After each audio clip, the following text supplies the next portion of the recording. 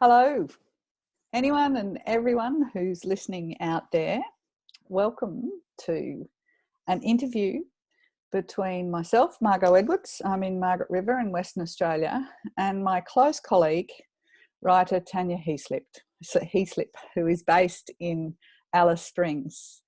Tanya is the author of 2 books now, Alice to Prague, and her new book, which is due to be launched on May the, the 18th, 18? is called An Alice Girl, and is very much linked to the first book, but takes us right back to her childhood on a very big cattle property in Central Australia and also another in South Australia. I was going to be launching Tanya's book in person at the Margaret River Readers and Writers Festival. We first met in a writing workshop long ago, and we have remained friends and colleagues, and I've watched in awe Tanya's journey as she has become the writer she was always meant to be. So I'm going to introduce you to Tanya Heaslip. Tanya, hello in Alice. Hello, Margot. What a wonderful welcome. Thank you. My pleasure. And here we are on Zoom. This is our first time ever recording a Zoom interview, so please bear with us because we're novices. But we're excited that we've been able to make this happen. So, Tanya, now, your book. Have you got a copy of your book there that you can hold up? I do have a copy. I do. Ah, there she is. In fact, I've got, excuse the paper inside, but yes, so I can show you the compare and contrast. So that's Alice to Prague, and this is An Alice Girl. Oh, wonderful. They do work well together, don't they? And look at the colours on that. Just hold it up again. I want to see the colours on the Alice Girl. Fantastic. So let's put Alice to Prague to bed. We're going to talk about that in relation to this, but the colours there in that sunset in the Central Desert. Tell us a little bit about your life growing up under that incredible sky. Where to begin? Well, chapter 1. It was just the most extraordinary childhood, and trying to put it down into a book was a very challenging journey in itself, because they were very different times, and trying to get the feel of those times and just to convey the raw beauty and magic of this country here was a great challenge. But that's really what I set out to do, and hope I've done in some way, and that is share with people this magnificent country that I grew up in, which was very, very isolated then. It still is. It's still hugely isolated. It's 1,000 miles to Adelaide, 1,000 miles to Darwin, whatever that is in kilometres. And it's incredibly isolated, in terms of population as well. There are very few people here compared to the city, but it's that space and isolation and rawness that made my childhood so magical for me, and still draws me back. And you have indeed come back, having travelled the world. And for those who've read Alice to Prague, we know of your adventures in Eastern Europe as an adult. But before we go there, I'm going to ask you to read to us the opening of the book. It's just a short section of the prologue, and it just captures something of the excitement of a young girl on horseback out in the middle of nowhere. I would love to. Okay, thanks, Margot. This is the prologue, and it's called The Cattle Duffers. Coo! The call ripped through the hot, still air. I swiveled in the saddle, hands tight on the reins, straining to catch the direction of the sound. My skewbald mare, Sandy, moved restlessly under me, her ears pricked, sensing my anxiety. To the west lay a rocky rise, shrouded by blue-grey mulga, but if the sound had come from behind the rise, it was impossible to tell. Behind me, a dry creek bed dropped away to the south, lined by river gums wilting in the afternoon heat. There was no sign of anyone there, nor did it seem a likely hideout. I cupped my hands around my mouth and shouted in return, "Cooey!" The words hit the low hills and reverberated back, while above a hawk rose high into the vastness on the currents of a willy-willy. Like my shout, the hawk was soon a speck in the emptiness, swallowed by the big blue bowl of sky overhead. Sweat ran down the back of my thin cotton shirt. The sun burnt my arms.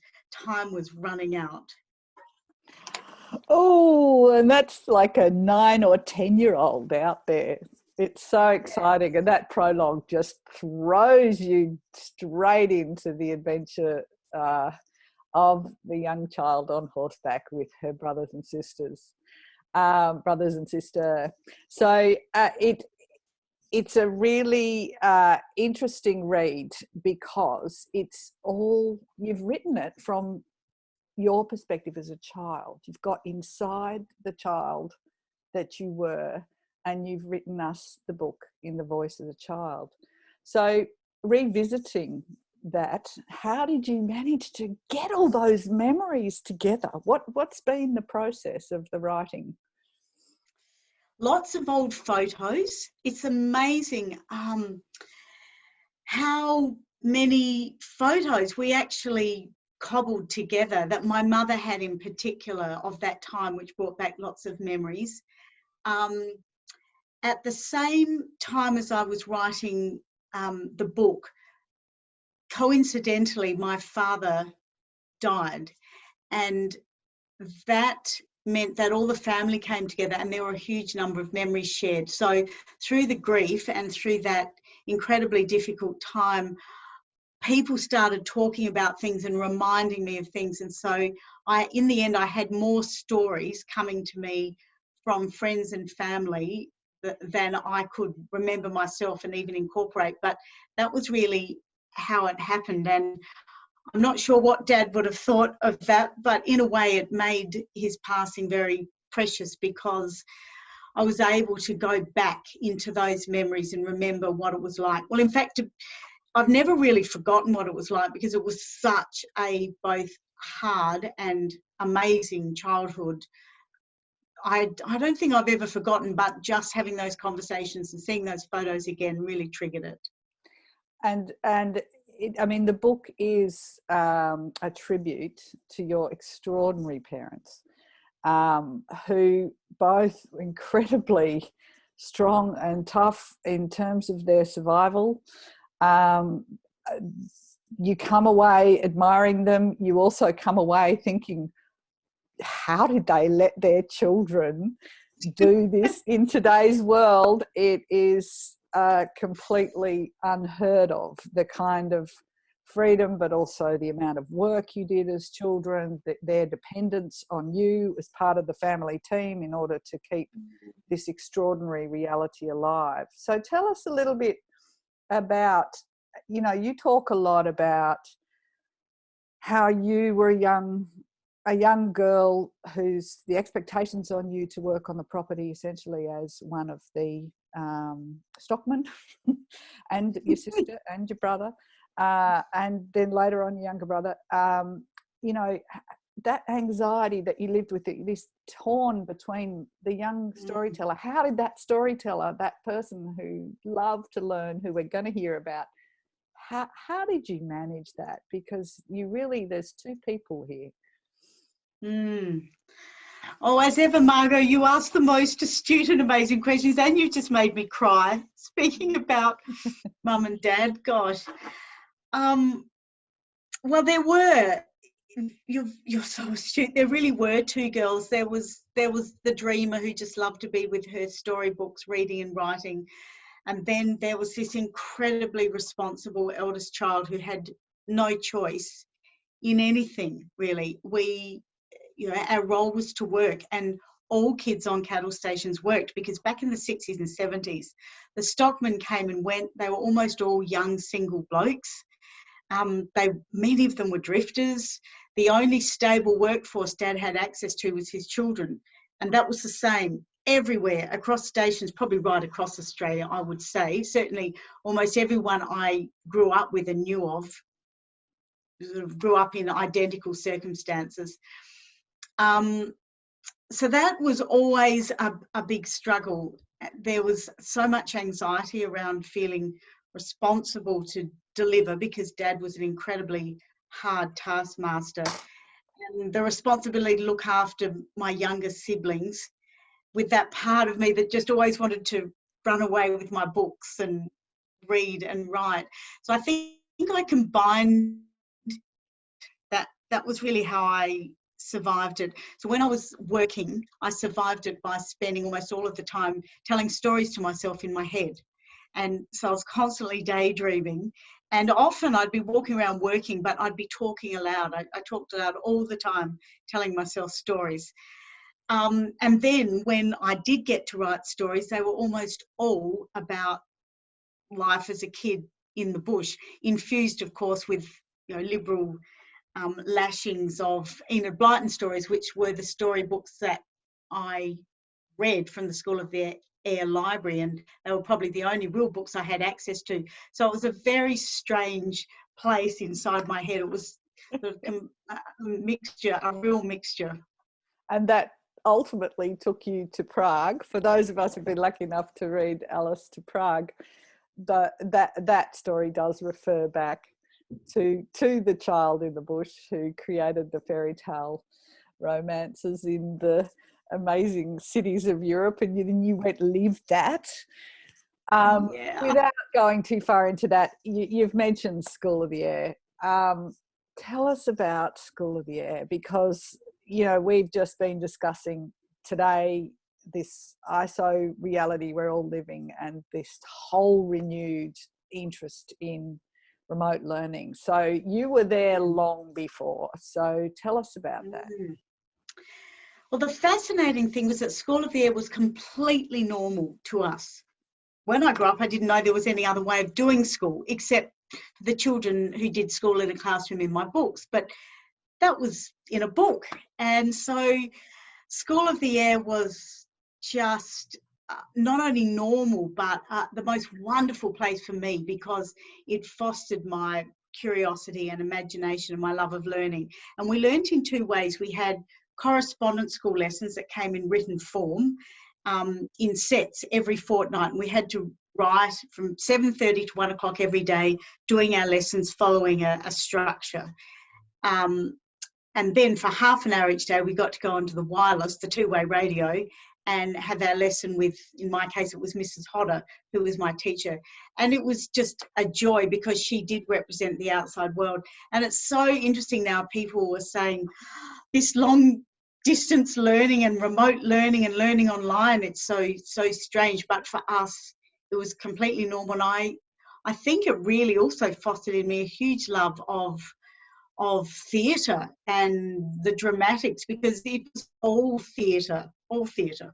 And you had to imagine what Mrs. Hodder looked like. I mean, you and I can see each other, and kids today who've been doing remote learning, they know their teachers and they can see their teachers. Even if they are School of the Air children, they're still able to see. But your teacher was in your imagination. And there's a lovely section of the book I'd love you to read, because of the humour, and it captures the child's humour. I mean, the book, it goes from pathos to humour to, just these extraordinary realities and how tough life could be. But it's all in the voice of this innocent child who has this harsh reality, but this extraordinary life, and then has School of the Air and the comedy of it all as well. So let's have a look at Mrs. Hodder and Tall Tales. Can you read that little section? Thanks. I'd love to. Mrs. Hodder continued to encourage me on School of the Air. She was very clever and thoughtful, and constantly surprised us with her knowledge of our bush life. As far as we were concerned, she knew everything. She was also good at dealing with unexpected and scandalous tidbits from students.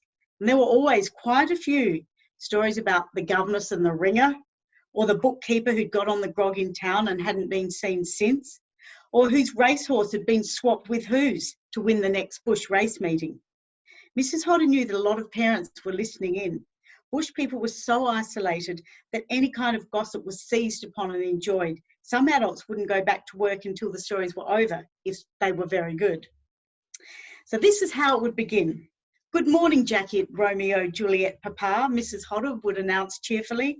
"What exciting things have happened at your place over the weekend?" Over. Jackie's voice from 500 kilometres away dropped in and out of the static. "Good morning, Mrs. Hodder. Dad's very cross. We lost the cattle. We were late for the trucks. And Dad said that..." In the background, there was more noise. It sounded like Dad was still cross. "Poor Jackie," said Melissa, my sister. "It's hard to hear her. Reception's always so bad out at Mount Doreen." But Mrs. Hodder could hear Jackie better than we could with her big wireless in Alice, and she knew just what to say. "Oh dear," she would say, quickly restoring order. "I hope things get better for Dad very soon. Now, let's quickly move to, say, Robin and Stephen at Phillip Creek." I'm sure some of the adults were equally sorry they couldn't hear more of Jackie's story. Grown-ups were always very interested in what cattle were being mustered where, on what station, how many cattle were being trucked off to market, prices received, and comments from the stock and station agents who oversaw the sales. Children would happily share what they'd heard the eldest agent tell their dad, or what the Tanami Transport road train driver reported to the head stockman, or what the Dalgety agent whispered to Mum as he thanked her for the special cake she baked for his arrival. These stories would lead to Mrs. Hodder coughing discreetly and moving the conversation on as soon as the children had stopped speaking. "That's marvellous, Johnny," she would say brightly. "Thank you for telling us the story of Mum wearing her new bikini at the dam. I think we'll hear from Simone out at Amberla now. 8 November Hotel. How is your horse today, Simone?" Over. Oh, fantastic. You just put us in the classrooms and the photos and everything within the book. You know, we are there with you. We're there on all the adventures with you. I think I've been, you know, going to sleep. I finished the book a couple of days ago and I've been going to sleep with these crazy memories I have from having been a boarding school girl and staying with my friends on stations out in central Queensland and in New Guinea, funnily enough, with mustering, you know, a lot of work, but also fun. You had the gymkhanas and things you eventually were able to participate in. Your mother sounds like just a goddess. A goddess, a saint, Saint Janice, we sometimes called her. She managed to tell us a little bit about what her day might have managed or what her week might have managed. Oh my goodness, she never stopped. She never stopped running. To this day, she barely stops running. She doesn't know how to stop running. It's so ingrained in her. She would be up at 5 in the dark and Dad would get up and put the generator on so she had power. They were just 32-volt lights, so very limited power. And then she'd start cooking piles and piles of steak and onion and gravy and toast for breakfast. And then she'd ring this big bell and all the stockmen would come in and us kids, and there could be up to 20 people for breakfast at 7, and then everybody left, and then she would start the huge clean up and then preparing for smoko. And she cooked baking trays of cakes. So there was no such thing as a little cake. Every cake filled a full baking tray, and she would cook 4 to 5 baking trays of cakes for smoko. And how hot then how hot was the weather? I mean, oh well, in summer, 45 to 47 degrees every day, and in the early days she was over a wood stove, cooking over a wood stove. And then lunch. So she'd feed all these men at smoko time, and we kids, and then she'd get through that, and then she'd have to prepare lunch, which would be just enormous amounts of cold meat, corned beef, potatoes, damper, the whole lot. And then when she finally got through that, she would have about an hour in the afternoon, or maybe an hour and a half to herself.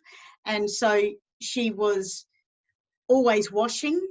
If she had a chance, she'd get out a little Singer sewing machine and she'd make us clothes, or she'd darn Dad's socks because they always had holes. And then as soon as that bit of time was up, Yeah, I'm just going to she get rid of this. would have to start preparing the dinner, which would be enormous, big, huge, baking trays of roast beef or steak and more potatoes, more damper, tinned vegetables and pumpkin. We always had pumpkin and potatoes in the bush, and tinned beans and peas if we were lucky. That was a big treat. And then, all the cleaning up, and then she was constantly washing and scrubbing, and we had dust storms and the place would be filled with red sand. So half the day she was on her knees scrubbing the floor and scrubbing the louvers, which were covered in dust. And this was her day in, day out. And then when she had the chance, she got to go to town, which was about once a month, to pick up supplies, and that would be her chance to see people. And she'd go to the School of the Air and collect a box of books for we kids, but particularly for me.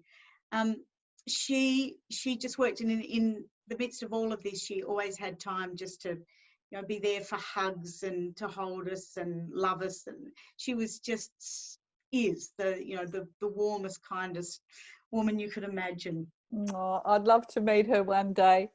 And thank heavens for the governesses of the world, and there's some wonderful stories there. We're running out of time to tell all the stories, so I really hope that people get to read the stories. This is another great book club book, especially for people who have had some taste of outback life, or who want to try and wrap their brains around what such an extraordinary childhood was like.